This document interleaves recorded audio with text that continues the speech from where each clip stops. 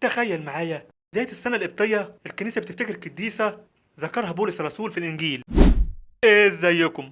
كانت القديسة فيبي ست مؤمنة جدا، وعاشت في مدينة اسمها كنخريا جنب كورنثوس.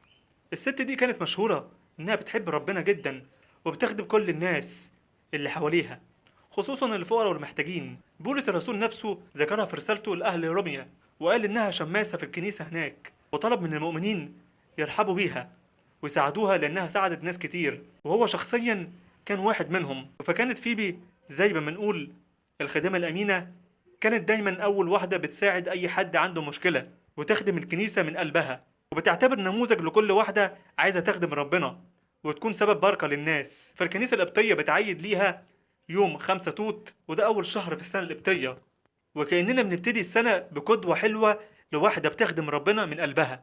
فالقديسة فيبي مثال لأي حد عايز يخدم ربنا ويكون سبب بركة للي حواليه. خدمتها لسه بتعلمنا إن المحبة والخدمة مش محتاجة منصب كبير، بالعكس محتاجة قلب حقيقي. لو عجبتك القصة لايك ومتابعة، واستنوا المفاجآت.